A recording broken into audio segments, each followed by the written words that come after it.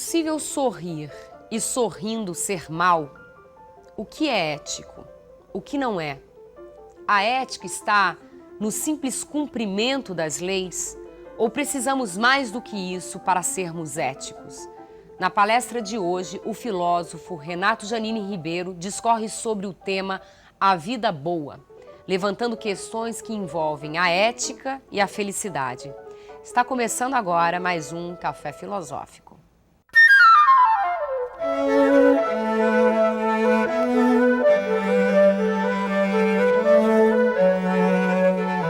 E a vida boa pode ter dois significados. Ela pode significar a vida eticamente boa e pode significar a vida boa do ponto de vista da felicidade. E não é nada óbvio que as duas coisas convirjam. Pode perfeitamente ser que a ética esteja em total descompasso, em tal confronto com a felicidade. Infelizmente, a nossa experiência é que muitas pessoas que agem da maneira mais desonesta possível dormem bem. O homem mau dorme bem. É o nome de um filme do Akira Kurosawa. Então, é possível haver uma separação ou é possível nós entendermos que há uma ligação? Que, por outro lado, algo que tem me ocorrido muito é um encontro entre o que a psicologia nos propõe e o que a ética nos propõe. Eu vou tentar trabalhar um pouco nessa direção. Tenho pensado muito ultimamente no que significa nós passarmos uma vida na qual temos experiências que são, vamos dizer, aquelas que fogem ao cânone. É muito fácil nós pensarmos a ética como aplicação, de certa forma, mecânica do certo, de uma grade de certo e errado, de uma grade dos 10 mandamentos ao que convém ou não, e boa parte da educação moral consiste nisso. Como professor de ética, sou convidado muitas vezes a falar sobre o que é certo e me perguntam tal atitude é correta, tal atitude é adequada. Em outras ocasiões eu já critiquei aqui os códigos de ética. Códigos de ética o que significam? Significam que nós nos perguntamos o que é certo. Por exemplo, postura típica de código de ética. O patrão não deve assediar sexualmente a sua funcionária. Ou caberia vice-versa, né? Quer dizer, a patroa não deve assediar sexualmente seu funcionário, mas numa sociedade machista, digamos, é mais comum o primeiro. Eu concordo inteiramente com a ideia de que valer-se de uma relação de poder para cobrar qualquer vantagem sexual, financeira ou de qualquer outra ordem é uma atitude errada e indecente. A minha dúvida é o que significa nisso ética. Eu me pergunto se, quando nós falamos código de ética para isso, nós não estamos falando mais em código do que em ética. Porque se eu estipulo que o patrão não deve valer-se do seu poder para abusar de alguém, isso é uma regra. E sendo uma regra, a obediência a isso se torna algo necessário, que será punido se for infringido, etc. Mas não quer dizer necessariamente que a pessoa cumpra essa regra porque ela acredita nessa regra. Ela cumpre essa regra porque ela sabe que existe uma punição. Nós não precisamos, para respeitar os sinais de trânsito, acreditar neles. O que é que significa acreditar nos sinais de trânsito? Mas eu não preciso disto. Eu preciso simplesmente temer uma multa, temer a perda da minha carteira de motorista, etc. Então, esse tipo de situação é uma situação que tem um significado que não é ético, mas é legal. Que não é ético, mas é jurídico, penal, etc. E a sociedade funciona muito bem assim. Quer dizer, não me interessa, quando eu vou verificar por que as condutas legais estão sendo adotadas, não me interessa inquirir cada pessoa por que você cumpriu a lei. Não me interessa se vocês todos saírem aqui pagando o que consumiram no café, perguntar a cada um, mas vocês pagaram por quê? De medo de serem flagrados? De medo de de terem vexame na hora de apresentar a comanda no fim? De medo do olhar das pessoas próximas? Ou porque efetivamente acreditam que devem alguma coisa a quem lhes prestou um serviço? Essa pergunta, num convívio social, ela se torna, de certa forma, absurda. Porque se nós formos fazer isso, nós entramos num processo tão bem conhecido como Inquisição. E por isso que eu falei inquirir. A Inquisição é o tipo de organização social em que nós perguntamos a um por um quais as motivações da sua ação. Não nos contentamos, no caso da Inquisição, em saber que vocês agiram bem. Nós queremos saber quais são as razões pelas quais cada um agiu bem. E isso é algo sem fim, é algo interminável. Então, desse ponto de vista, um código de ética é um código. Qual a diferença de um código de ética em relação a um código, digamos, penal? É que os códigos de ética são, de certa forma, a ponta avançada do Código Penal. Antes do Código Penal dizer assédio sexual é crime, ou em outra versão, assédio em geral é crime, desenvolveu-se uma sensibilidade segundo a qual assédio sexual é uma coisa feia, é uma coisa que deve ser punida, que começa a ser mal vista pela sociedade e começa em certas situações, em certos ambientes localizados, certos microambientes, a ser mal considerado. Na hora em que, dentro da minha empresa, nós começamos a considerar ruim isso, em que numa discussão entre funcionários e dirigentes da organização se conclui que isso não deve ocorrer, etc., então, mesmo que isso não esteja tipificado no Código Penal, que não gere penas privativas de liberdade, penas alternativas, multas nem nada, um esboço de lei está sendo feito. E esse é um sentido interessante do Código Penal, ou do Código Penal não, do Código de Ética. É um ponto interessante dele, de certa forma, sinalizar mudanças no Código Penal. Sinalizar que a moralidade pública está sendo alterada e coisas estão surgindo diferentes. E ao inverso, quer dizer, atualmente está sendo abolida, eu nunca sei se já foi, se vai ser, enfim, a exigência de que a mulher seja virgem no casamento, sob pena do casamento ser anulado. Melhor dizendo, o defloramento da mulher ignorado pelo marido constituía uma razão suficiente para anular o casamento. Não é para divorciar, para anular o casamento. Atualmente isso acho que já saiu ou está saindo. A questão, o adultério está deixando de ser crime passível de pena de prisão. É uma pena pequena, 15 a 30 dias na cadeia, mas enfim, algumas das coisas estão mudando e indicam uma mudança de... Agora, antes de haver a mudança na lei penal, há uma mudança na sensibilidade da sociedade. Então, tudo isso é muito interessante, é muito positivo, mostra que está havendo uma mudança. Mas isso não é, em si só, por si só, ética.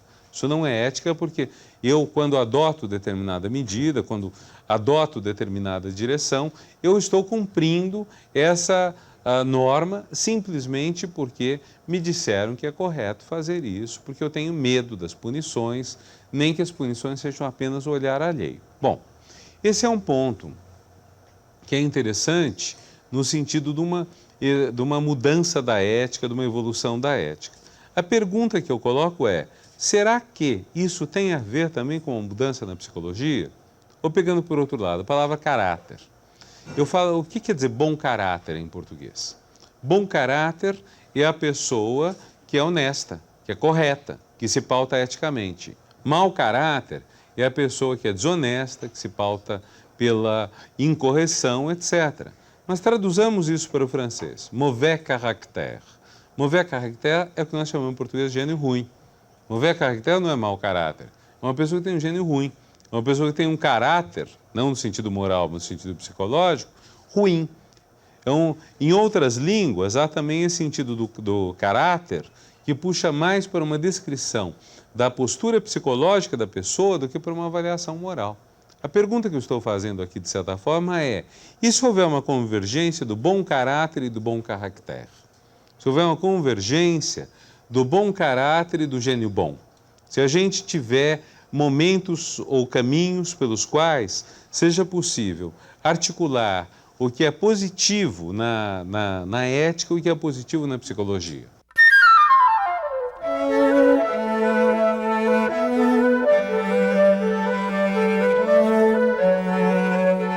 No próximo bloco, Renato Janine Ribeiro dá continuidade ao tema A Vida Boa, falando dos consensos e divergências em relação à ética. Daqui a pouco no Café Filosófico.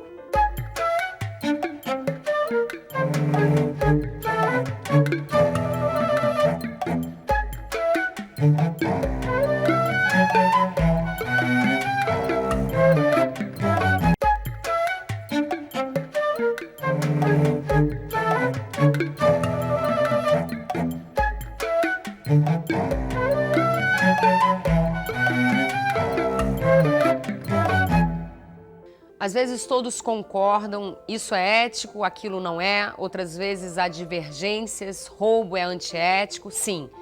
Mas e roubar para comer? Invadir uma fazenda é antiético? Sim. Mas e invadir uma fazenda abandonada? Continuando a palestra que tem por tema A Vida Boa, o filósofo Renato Janine Ribeiro.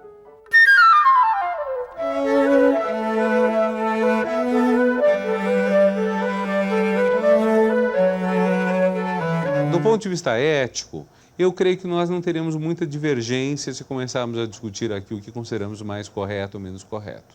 Algumas divergências vamos ter assim, mas estou dizendo, não teremos muitas. Eu duvido que alguém aqui considere que matar é uma coisa positiva. Furtar também não creio que seja algo propriamente valorizado, ou pelo menos roubar. Podemos ter diferença sim. Podemos considerar que matar em legítima defesa é justo, mas provavelmente quase todos concordaremos a esse respeito. Talvez discordemos um pouquinho, mas não muito, sobre em que consiste a legítima defesa. Agora, a questão do roubo, do furto, talvez discordemos um pouco o que significa, o que é o furtar que é aceitável e o que é o furtar que não é aceitável. Talvez para alguns daqui, digamos, o fato de pessoas que não têm nada ocuparem uma propriedade improdutiva constitua um legítimo uso do direito à vida e talvez para outros constitua um furto, algo desonesto. Estou me referindo especificamente ao movimento do sem terra. Quando o movimento sem terra invade uma fazenda improdutiva, o que isso é? Para alguns é uma violação do direito de propriedade. Para outros é o direito à vida que está prevalecendo. E vejam, não estou invocando a lei ou a Constituição. Não estou fazendo argumentação jurídica. Porque se eu fizer argumentação jurídica, o sem terra ganha. E a Constituição é muito clara. A propriedade tem uma função social que está vinculada à produção. Se ela não está produzindo, então a propriedade do dono sobre ela não é mais tão plena quanto era antes. Mas mesmo sobre isso, alguns advogados têm divergências. Eu não estou discutindo, então, a questão jurídica. Estou discutindo a questão ética. Do ponto de vista ético, talvez tenhamos uma diferença nesse ponto. Mas se formos elencando, sejam os 10 mandamentos da Bíblia, sejam outras posições a respeito do que é certo ou errado, do que reputamos correto ou incorreto, provavelmente nós vamos tender a um acordo sobre a maior parte das coisas. Não haverá muita diferença. Porém, a questão surge quando valores entram em conflito. E esse é o ponto interessante. O ponto que é rico para nós todos é quando, digamos, o valor de preservar a vida entra em conflito com o valor do respeito à propriedade privada.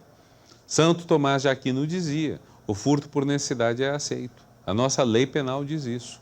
Se eu estou com fome e furto alguma coisa para saciar a minha fome, sem usar da violência, por isso estou falando de furto e não roubo, e sem exagero, isso não é passível de pena. Até uma justificação é que eu só posso ser punido por aquilo que eu tive liberdade de escolher. Se eu estou ante a morte, ante a possível morte ou algo próximo da morte, eu não tive liberdade de escolher. É algo que seria bom que alguns juízes soubessem, seria bom que alguns delegados soubessem, porque de vez em quando a gente sabe de alguém que está há meses na cadeia comendo porque roubou um chocolate, etc. Mas talvez o entendimento seja que você pode furtar um pão, mas não um chocolate. Eu acho que provavelmente é essa a ideia que justificou recentemente uma mulher ser espancada e perder a vista porque tinha furtado um chocolate numas lojas americanas. Talvez seja essa a lógica. Você furta, mas não pode ter prazer. Chocolate dá prazer, então, assim, passou dos limites. Mas, de qualquer forma, nós temos situações aí em que o confronto é o decisivo. E as situações de confronto são as situações de forte crise em que nos colocamos. Quais são as crises que nós vivemos? São essas diferenças. Ou vamos pegar outro tipo de situação cada vez mais comum. Quer dizer, nós estabelecemos relações amorosas, nós estabelecemos relações efetivas. Essas relações supõem uma série de acordos. Um desses acordos básicos é o da fidelidade. É um dos acordos básicos aos quais poucas pessoas fazem exceção. É muito raro o casamento, a relação fixa, que não tenha fidelidade como um princípio básico, explícito, ou pelo menos implícito, mas geralmente explícito.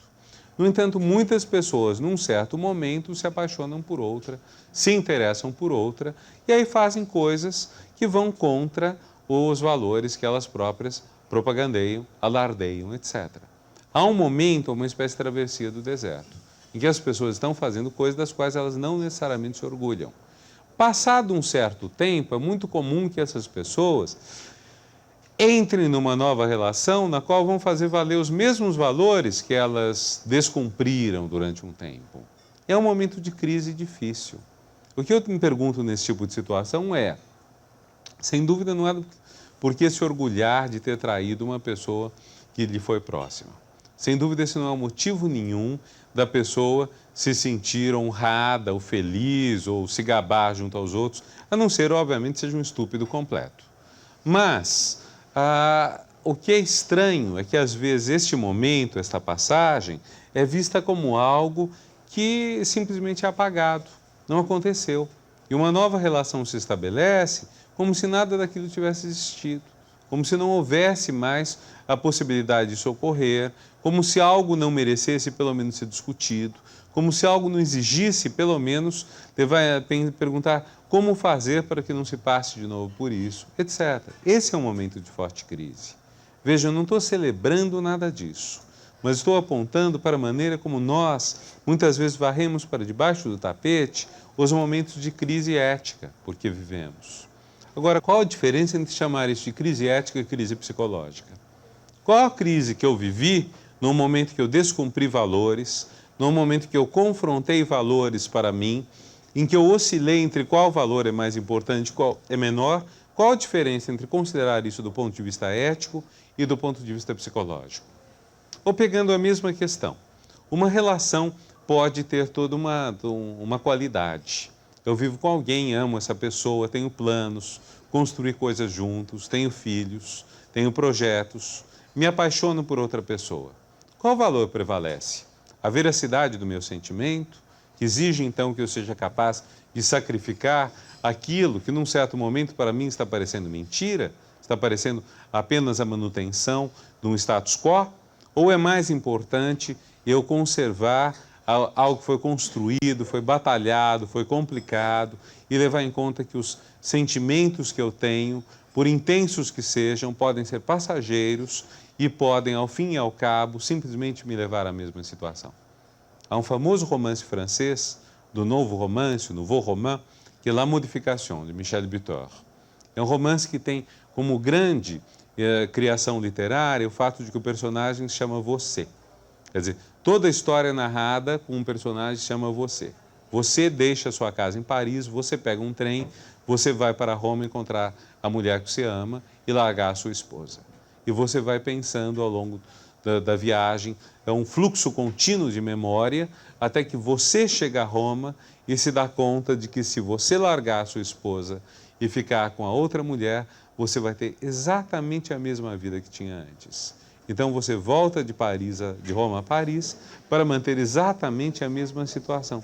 Pode alguém dizer que está errado, pode alguém dizer que está certo. São valores que estão aí que são muito difíceis de estabelecer.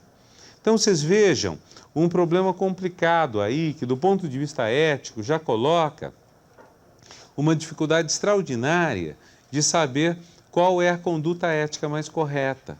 A única exigência que eu estou fazendo é que essas condutas, essas divergências éticas, essas discussões éticas, não sejam passadas assim em brancas nuvens. É que elas sejam tematizadas, que elas sejam discutidas. Se chegarmos a um momento em que seja possível discutir isso com o nosso companheiro, com a nossa companheira, será fabuloso. Chegar um momento que tudo isso puder ser aberto. Todas as coisas que as pessoas construam a possibilidade de abrir e dizer, estou diante dessa dúvida, essa dúvida cruel. Eu não sou infame ou canalha por estar vivendo uma dúvida dessas, mas é uma dúvida que faz parte da nossa vida cotidiana. Esta é a questão ética. Agora, a minha pergunta é, não é uma questão psicológica também? Essa crise não é também uma crise que acomete a nossa psique cada vez mais? Não é cada vez mais um fator de crescimento psicológico você perceber a sua extraordinária dificuldade, às vezes, de lidar com essas situações que escapam às regras que foram definidas, aos modelos que foram propostos, etc. Peguemos, por exemplo, o modelo freudiano. Peguemos especificamente o momento em que Reich fala de Freud. Wilhelm Reich, de quem é muito difícil dizer o que ele foi, porque ele foi apresentado como psicanalista, como tudo, no final das contas podemos dizer que era um homem preocupado com a energia vital. No livro dele, Reich fala de Freud, ele diz basicamente isso, o que interessa a ele é a energia vital. Pois bem, Reich fala de Freud e ele comenta que num certo dia da década de 10, mas no final da década de 1910, ele fala com Freud e Freud diz, eu fiz passar à frente de tudo a cultura, a civilização. E aí Reich olha uma foto célebre de Freud e diz, vejam, esse câncer, essa marca no lábio, esse lábio machucado, todo mundo diz que é por causa do charuto, do cachimbo. Cachimbo nada, ele não aguentou falar, ele engoliu em seco os sentimentos dele. Ele não foi capaz de colocar os sentimentos para fora. Se você soma isso às informações de Jung sobre a paixão que Freud teria sentido pela cunhada e a maneira como reprimiu essa paixão, porque coisa mais infame, trair a esposa com a cunhada, então há uma ideia e há uma coisa enrustida, uma coisa engolida, uma coisa guardada que é complicadíssima. E o que é isso senão um análogo da situação que eu descrevi do ponto de vista ético? É uma questão para a qual Freud fez uma solução ética, a cultura, os valores. Então esse homem que revelou toda a potencialidade do id, dos desejos, no que eles têm de destrutivo, de irracional, de detonadores da nossa vida, este homem foi, porém, incapaz de abrir maior espaço disso na vida dele. Ao contrário, na hora de escolher entre o id e o ego, ele escolheu o ego, para não dizer o superego.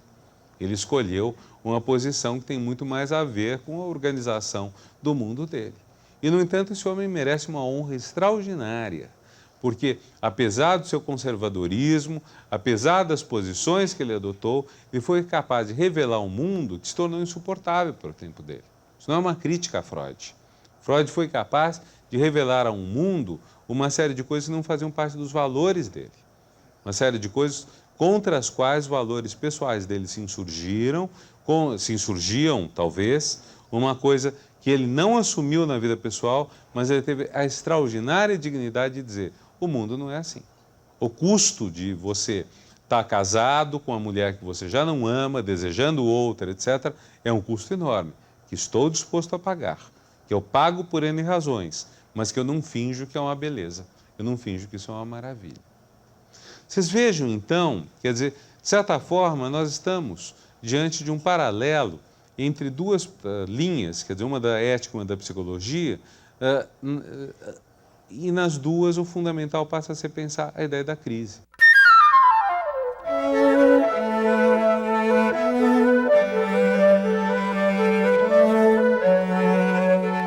No próximo bloco, Renato Giannini Ribeiro fala sobre a crise da ética e discorre sobre a importância do diálogo e da troca de experiências para uma vida ética e psicologicamente boa. Até já!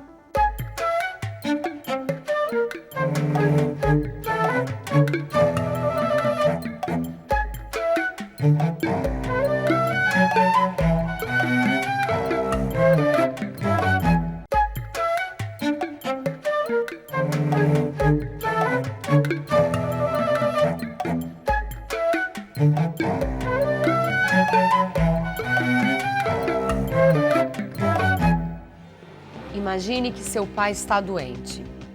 Ele precisa urgentemente de uma operação, mas você não tem dinheiro para pagar a operação.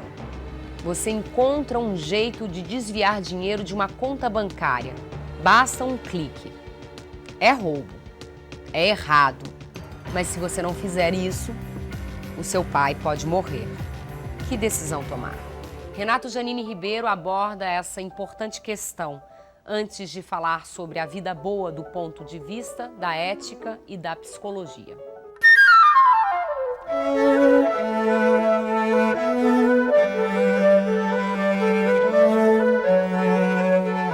vida boa do ponto de vista ético é a vida que se pauta pelos valores que chamamos de bem. Não é mais um bem que está dado de uma vez por todas.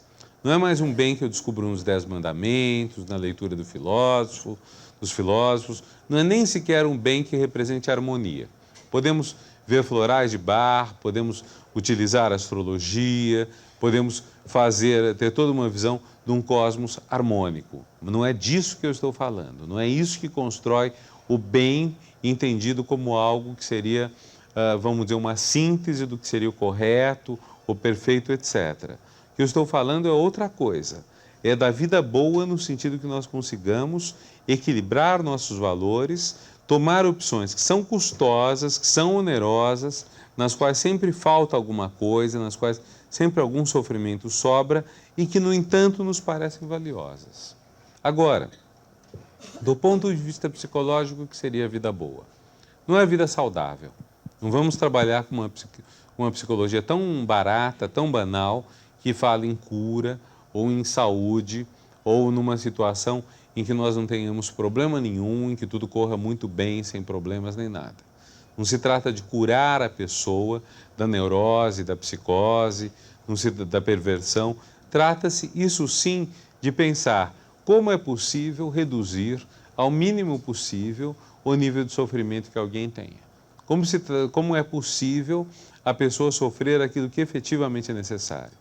Eu cito um filósofo e psicanalista, Ernildo Stein, que diz mais ou menos o seguinte: a psicanálise é altamente econômica. Quando você faz psicanálise, você aprende a viver apenas o problema que você está vivendo. Então, se uma pessoa olha feio para você, não é seu pai. Não tem seu pai, seu avô, seu professor, seu patrão, todo mundo junto. É aquela pessoa que está olhando feio você. Então, tchau todo o resto. O resto não tem a menor importância. Se uma pessoa te despede do seu emprego, isso não está colocando em xeque memórias da sua infância, etc., com as quais você conseguiu mais ou menos entrar num certo ajuste de contas. Está apenas trabalhando com aquele afeto daquele momento, que é um afeto penoso, é um afeto inesgotavelmente doloroso, mas que é apenas aquele afeto. É nesse sentido que ele diz: a psicanálise é econômica. Ela reduz uma série de custos anexos que viriam, faz então uma redução de danos e você se torna capaz de lidar apenas com o sentimento negativo daquele instante ou daquela relação. Isso é altamente positivo. Vida boa não é muito mais do que isso. Vida boa é ser capaz, nessa situação, da gente não agregar à infelicidade que nós tivemos antes, a não agregar a infelicidade que padecemos agora, às infelicidades do passado. Mas isso é um trabalho extremamente difícil. É um trabalho que exige um ajuste de contas com uma série de sentimentos que foram se acumulando e que fazem que eu tenha uma reação eventualmente intempestiva, dolorosa, violenta a algo que pode ser local, que pode não ser tão grande, que pode não ser tão bom, mas pode também não ser tão mal.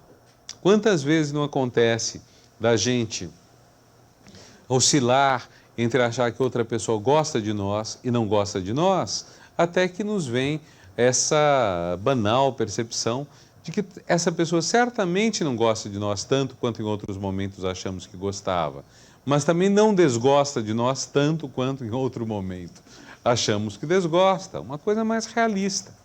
Agora, se nós pensamos desse jeito, qual é a via que, de certa forma, articula o que poderia ser a vida boa do ponto de vista da psicologia e a vida boa do ponto de vista da ética? Eu tenho para mim que tem muito a ver com essa capacidade de lidar com a crise, com o drama, com o trauma, com a dor intensa. Eu creio que passa muito por essas experiências, de certa forma, extremas, nas quais o século XX foi pródigo. O século XX foi um dos séculos mais veementes nisso. Foi o século dos campos de concentração. Foi o século, então, dentro do qual se tornou possível as pessoas se articularem com situações que tornam quase insustentável a sobrevivência. Pessoas tiveram que aprender a lidar com situações que não devem fazer parte do cotidiano.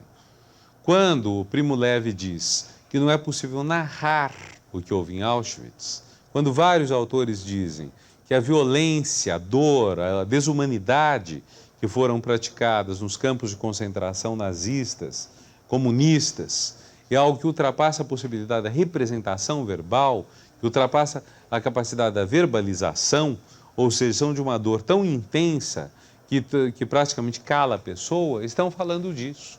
E, no entanto, uma das poucas maneiras pelas quais a gente pode superar isso é verbalizando.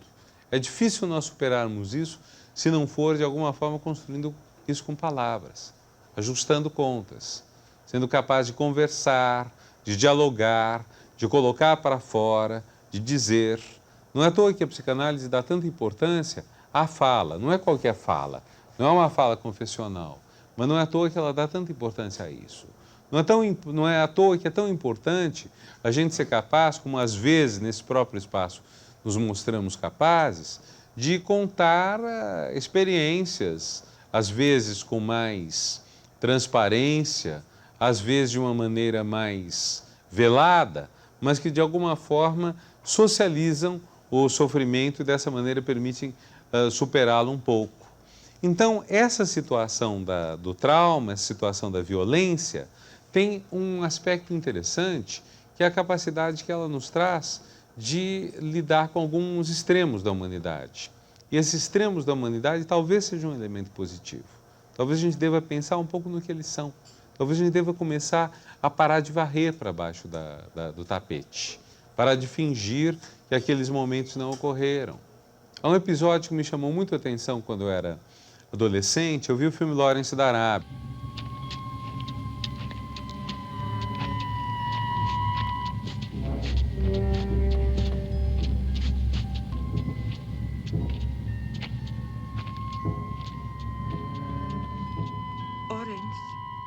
Thomas Edward Lawrence era filho ilegítimo.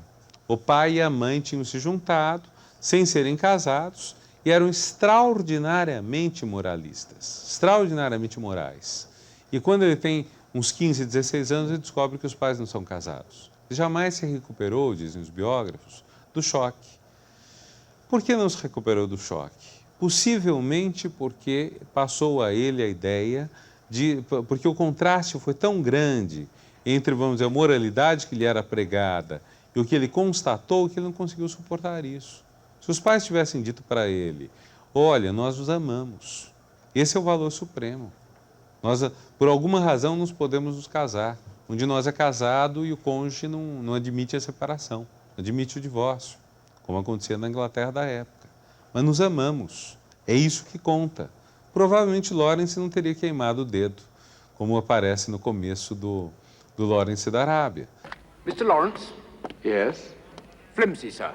Thank you.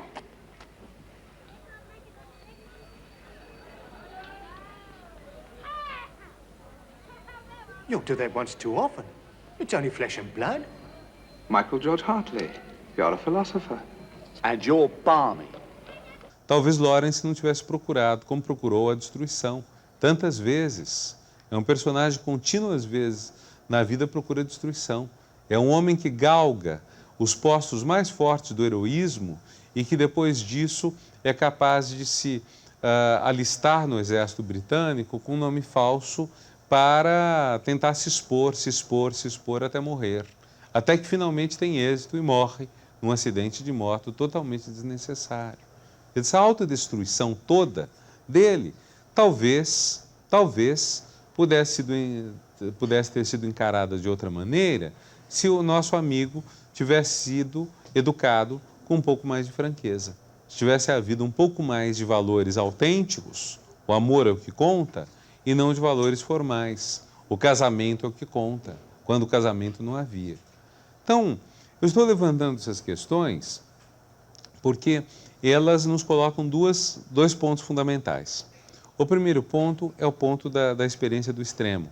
O segundo ponto é o da experiência da verdade. A experiência do extremo pode significar que, em certas circunstâncias, nós falhemos em valores fundamentais.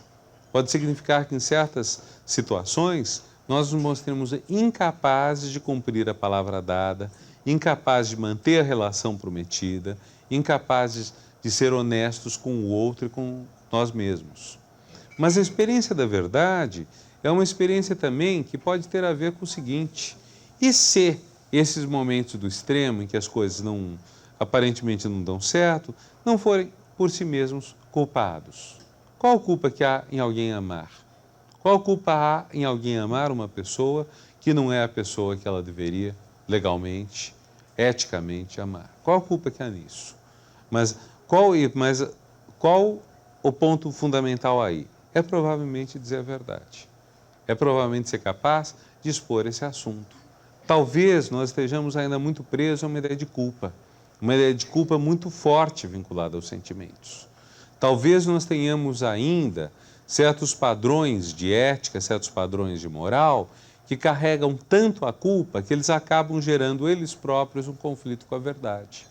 Eu me sinto tão culpado com certas atitudes que eu tomo, que eu minto em função delas, que eu ajo de uma maneira errada em função delas, em vez de simplesmente abrir o jogo e dizer a verdade e ser capaz de lidar com isso da maneira mais correta possível. Talvez, são hipóteses que eu estou levantando, mas o ponto de partida nisso, que me deixa com uma grande pulga atrás da orelha é, e se por uma vez, pela primeira vez talvez, estivermos com a possibilidade que o caminho da psicologia e o caminho da ética não sejam divergentes?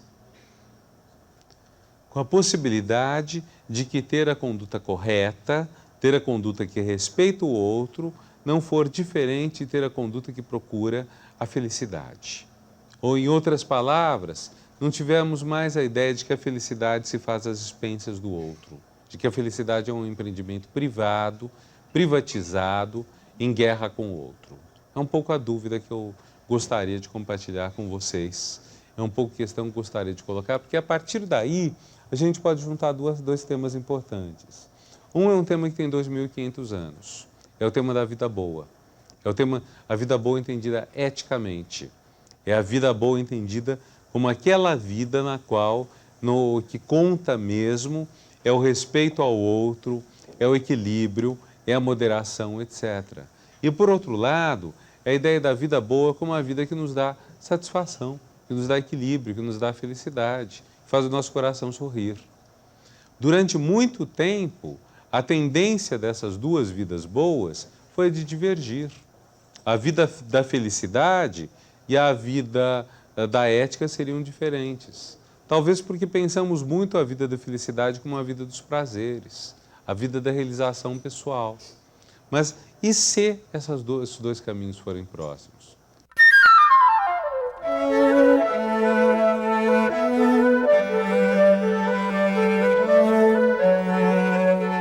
No próximo bloco, Renato Janine Ribeiro conversa com a plateia sobre ética e felicidade, depois do intervalo.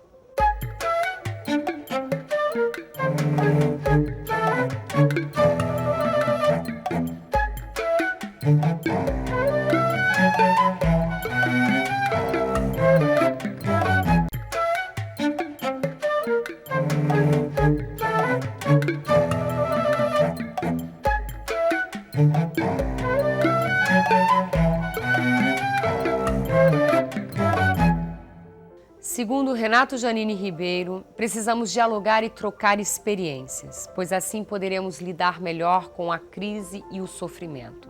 E é lidando melhor com a crise e o sofrimento que poderemos alcançar uma vida ética e psicologicamente boa. Agora, o filósofo Renato Janine Ribeiro encerra o programa de hoje conversando com a plateia sobre ética e felicidade.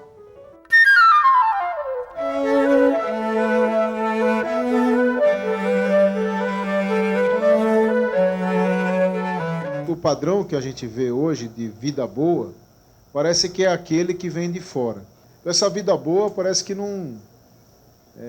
nessa cultura do excesso, ela só é boa se tem o excesso.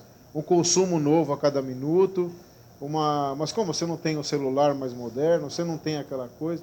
Então eu queria, assim, meu legal, comentário é muito isso. bom, muito bom. Olha, então como construir uma ideia de felicidade, uma ideia de vida boa, que não passe pelo excesso, mas por um certo nível de moderação. Onde definir a moderação? Moderação é um tema que vem desde Aristóteles. É um tema antiquíssimo da vida moral. Quando surge a ideia de vida boa com Aristóteles, surge a ideia de uma vida moderada, uma vida sem excessos. em que eu não me paute por nenhum tipo de exagero, em que eu não beba demais, em que eu não fale demais, em que eu não me ceda demais na conduta com os outros, em que eu seja capaz, em última análise, isso é profundamente grego, de viver dentro daquilo que me é facultado como ser humano. Porque o que é o grande risco do ser humano para o grego? É ele chegar à desmedida, ele perder por completo a sua dimensão humana. Vamos pegar o grande personagem que Freud recuperou da Grécia, Édipo. Há muitas interpretações de Édipo, mas uma das que me parecem mais adequadas é o seguinte: Édipo é o homem da desmedida. Vocês começa como Édipo rei? Está havendo uma epidemia terrível de peste em Tebas. Édipo pergunta: o que está acontecendo? Está vendo isso? Eu vou tomar conta disso, deixa comigo, eu resolvo. Por que está havendo epidemia? Porque um crime ficou impune? Vamos ver qual foi o crime. Vou fazer uma comissão de inquérito. E o que vão dizer um a um todos os outros? Deixa para lá, rei. Até porque um a um vou percebendo que aquela epidemia aponta para ele. Que o crime terrível que ficou impune é um crime que ele cometeu ao matar o pai, embora não soubesse que era o pai. Então, é interessante essa ideia, assim, de que existe alguém que ultrapassa a dimensão propriamente humana, querendo controlar tudo. E que talvez não seja essa a dimensão humana. Talvez a dimensão humana seja menor. A nossa sociedade moderna é uma sociedade que assumiu a figura de Édipo positivamente. Os gregos viam em Édipo uma ameaça. Nós vemos em Édipo um modelo. Podemos não chamá-lo não chamar esse modelo de Édipo, mas Édipo não é senão o modelo do planejamento, da solução dos problemas, da resolução das dificuldades, mediante o exercício da razão capaz de planejar, de enfrentar as dificuldades, etc. Então, não é à toa que, diante disso, um elemento de instabilidade, um elemento de disparidade fica tão forte. Muitas vezes a gente chega na vida e a gente se depara com situações que tem que fazer escolhas. E entre duas paixões, entre uma paixão e uma amizade, entre duas amizades. E por um motivo ou por outro a gente acaba escolhendo o que a gente escolhe. E muitas vezes a gente acaba depois raciocinando, se botando para pensar, para legitimar a nossa ação. Ou seja, a gente constrói uma ética posterior à ação. Veja, há duas maneiras de entender a tua pergunta. A primeira maneira é: eu ajo e depois eu procuro justificar a forma pela qual eu agi, e ao justificar eu racionalizo uma conduta que ela própria não é exatamente digna de orgulho, mas mas eu construo uma série de argumentos para torná-la positiva. Isso é prática muito visível na moralidade do bandido. Veja uma coisa engraçada como é o mundo do crime no Brasil. O mundo do crime é um mundo, obviamente, fartamente antiético. E, no entanto, é um mundo que faz questão de ter sua ética própria. Um deputado pode perfeitamente serrar braço de gente viva com uma motosserra. Mas qualquer ato que tenha a ver com estupro é considerado indecente. O abuso sexual em relação à criança, o abuso sexual em relação à mulher é punido praticamente com a pena de morte na cadeia pelos próprios colegas. É uma ética curiosa. Eu não estou defendendo o estupro, não estou dizendo estupro, mas não mata, não estou dizendo que é um acidente infeliz, não estou dizendo nada disso. Mas que eu acho que serrar os braços de uma pessoa viva com uma motosserra deve ser uma experiência muitíssimo dolorosa. Então, considerar que uma pessoa faz isso e sai limpa, enquanto um outro valor é inaceitável, me parece um escândalo. Então, o que nós temos muitas vezes, vamos dizer, numa justificação a posteriori das ações, é algum tipo de desculpa. Nós agimos antieticamente, nós agimos segundo o nosso desejo, o nosso interesse, e depois tentamos justificar isso. E tentamos justificar isso porque não suportamos a ideia de que simplesmente agimos porque quisemos, porque desejamos. Desse ponto de vista, eu preferiria a pessoa que dissesse: eu agi assim mesmo. A famosa história do Oswald de Andrade. Oswald de Andrade diz uma coisa que incomoda muito o Mário de Andrade. Mário chega para ele e fala: Oswald, por que você falou isso? Oswald olha e fala: eu menti, Mário, eu menti. Que é uma parte que Mário recupera no Macunaíma, por sinal. Aí é uma certa dignidade. Quer dizer, Você não tenta ocultar o seu ato por essa coisa. Essa é uma maneira de entender a tua pergunta. Mas eu poderia entender a tua pergunta de outra maneira que seria mais positiva. Seria, às vezes, a ética, os valores que a gente estabeleceu, etc., eles nos engessam tanto, que, em certo momento, a ação surge como portadora de vida e trazendo um desafio novo. Nós construímos, por exemplo, uma vida cheia de regras. Nós podemos ter uma vida na qual cada minuto está programado, cada ação está estabelecida, cada coisa está pré-determinada. Chega uma hora que nós explodimos, não aguentamos mais isso. Então, nessa altura, depois disso, se nós pusermos a revisar tudo isso, pode ser muito bom. Claro, é desejável que a gente faça isso com respeito ao outro. É desejável que não seja apenas vou destruir tudo, me lixar para o outro, etc. É desejável que haja um respeito. Mas o ponto importante nisso tudo é de que maneira, de algum modo, foi possível a gente explodir todo esse sistema, que estava um sistema assim insustentável, intolerável. Acho que esse é um aspecto muito positivo. É possível ser inteiramente feliz, inteiramente ético? Eu não sei se é possível ser integralmente ético. O que significa isso a rigor? Se isso significar que a gente segue sempre regras dadas, dá para ser integralmente, mas não ético. Quer dizer, dá para ser integralmente obediente aos 10 mandamentos? Sim, é possível. Dá para ser integralmente obediente às normas que uma igreja evangélica dita, ou qualquer forma de integralismo dá. Quer isso dizer ser ético? Tenho minhas sérias dúvidas, porque a ética está muito ligada à capacidade que você tenha de escolher você seu próprio caminho. Então, se você está escolhendo seu próprio caminho, há um nível de erro, há um nível de titubeio, de gaguejo, que é inevitável. E aí eu acho que esse gaguejo, essa dúvida, essa noção de que em certo momento agimos de uma maneira que nos pareceu a mais adequada, porém em outro momento consideramos que essa maneira não foi a adequada, foi errada, isso faz parte justamente do crescimento ético. E eu volto ao ponto. Eu vejo com muita dificuldade hoje um crescimento ético que não seja um crescimento psicológico, e reciprocamente.